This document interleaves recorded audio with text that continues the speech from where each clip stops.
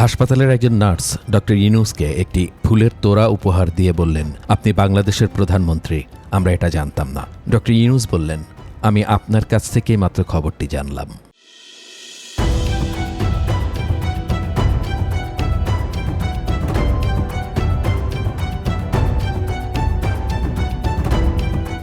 তখন ডক্টর মোহাম্মদ ইউনূস ছিলেন প্যারিসের একটি হাসপাতালে, চিকিৎসা চলছিল তার। এমন মুহূর্তে অন্তর্বর্তী সরকারের প্রধান উপদেষ্টা হওয়ার প্রস্তাব পান তিনি। দয়া করে আমাদের জন্য সরকার গঠন করুন।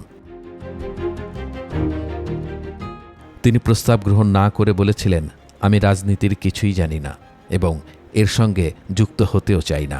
যেহেতু প্রফেসর ছাত্রদের চিনতেন না, এর আগে কখনো যোগাযোগও হয়নি, আর তিনি এই অঙ্গনের লোকও নন, তাই তিনি তাদের আরও যোগ্য কাউকে খোঁজার পরামর্শ দেন। ছাত্ররা জানান তারা মোহাম্মদ ইউনূসকেই সবচেয়ে যোগ্য মনে করেন এবং তাকেই প্রধান উপদেষ্টা হওয়ার জোর দাবি প্রকাশ করেন। ডক্টর ইউনূস বলেন, অন্তত আর একটা দিন তাদের অন্য কাউকে খোঁজার চেষ্টা করতে। এখানেই আপাতত কথা শেষ। আবার ফোন বেজে উঠল ডক্টর ইউনূসের। ছাত্ররা জানালো দেশে এমন কাউকে তারা পাননি যারা মোহাম্মদ ইউনূসের চেয়ে যোগ্য। এবার জোর দাবি জানিয়ে তারা বলল, আপনাকে দেশে ফিরতেই হবে। ইউনূস খানিক ভেবে জবাব দিলেন, তোমরা রাজপথে জীবন দিয়েছ, প্রচুর রক্তক্ষয় হয়েছে, তোমরা সম্মুখ সারিতে আছো। যেহেতু তোমরা এত কিছু করেছ, এখন ইচ্ছে না থাকলেও তোমাদের জন্য আমারও কিছু করা উচিত। ঘণ্টা দুয়েক পর হাসপাতালের একজন নার্স ইউনূসকে একটি ফুলের তোড়া উপহার দিয়ে বললেন, আপনি বাংলাদেশের প্রধানমন্ত্রী, আমরা এটা জানতাম না। সব গণমাধ্যমে এই সংবাদ প্রচার হচ্ছে। ইউনূস বললেন, আমি আপনার কাছ থেকেই এ খবর মাত্র জানতে পারলাম।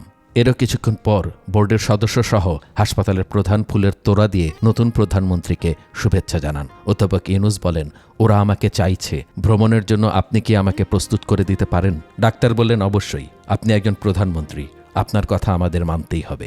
Shouldn't we learn something from Bangladesh? When these young generations say, enough is enough, nobody could stop them.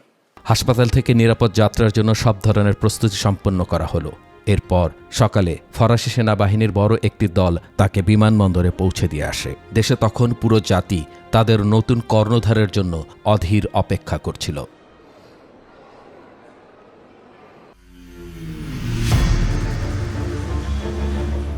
অবতরণ করল সেই কাঙ্ক্ষিত বিমানটি। নেমে এলেন নতুন কাণ্ডারি। ততক্ষণে ছাত্ররা নতুন সরকারের রূপরেখা তৈরি করে ফেলেছিলেন। বিমানবন্দর থেকেই জাতির উদ্দেশ্যে ভাষণ দিলেন ডক্টর ইউনূস। সবাইকে ধৈর্য, শান্তি, একতা বজায় রাখার অনুরোধ জানালেন তিনি। সেই থেকে শুরু হলো দেশের নতুন এক অধ্যায়। What is your message for people here? Discipline, hard work, and get it done.